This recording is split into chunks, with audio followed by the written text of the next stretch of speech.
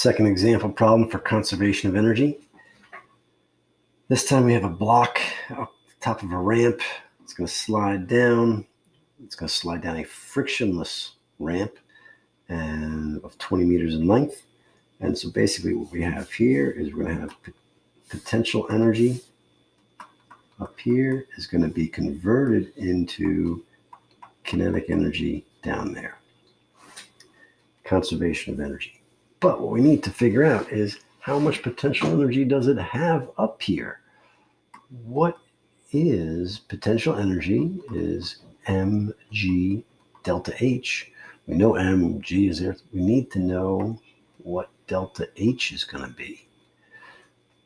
Okay, so we have to use our trigonometry to figure this out. I see the triangle here. Delta H is the opposite side of our 37 degrees. Our hypotenuse here is going to be 20 meters. So you get the sine of 37 degrees equals the opposite over the hypotenuse. The hypotenuse is 20 meters. So the hypotenuse times sine of 37 equals the opposite. Basically, we get 20 meters multiplied by the sine of 37 is 0.6 equals delta H. So 12 meters equals delta H.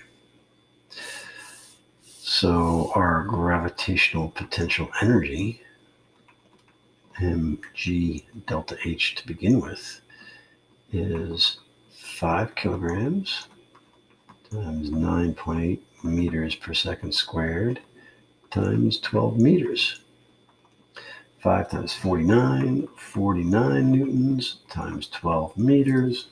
49 times 12 gives us 588 joules, or 588 newton meters. Call it what you want, 588 joules. That is the gravitational potential energy at the top. So basically, we can go here. We got potential energy. What am I doing here? Making a mess. Potential energy of gravity becomes or gets converted into kinetic energy.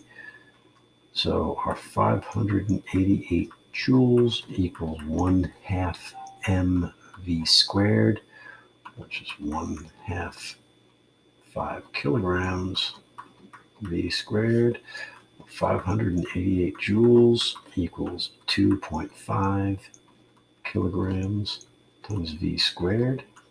Divide both sides by 2.5 kilograms.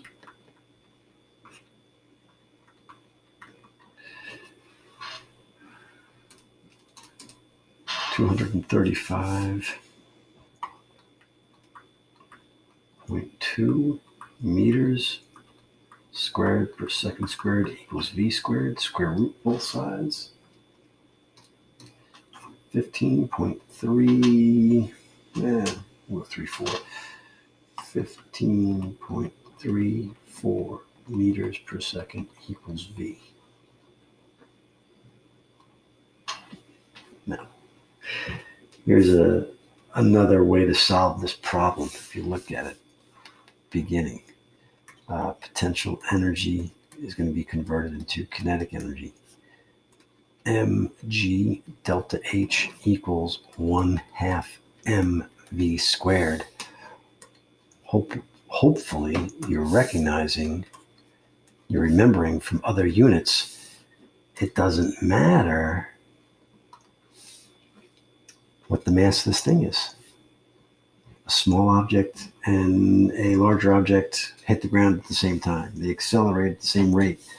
All these objects, it doesn't matter if this is a 5 kilogram thing or a 10 kilogram thing, because the mass is going to cancel out. So you can get GH, or G delta H, equals 1/2 v squared, or 2G delta H equals v squared, or the square root of 2G delta H equals v. If we plug in this math, 2 times 9.8 meters per second squared times 12 meters, 2 times 9.8 times 12, we get 235.2. The square root of 235.2 meters squared per second squared is the same thing. It's 15.34 meters per second.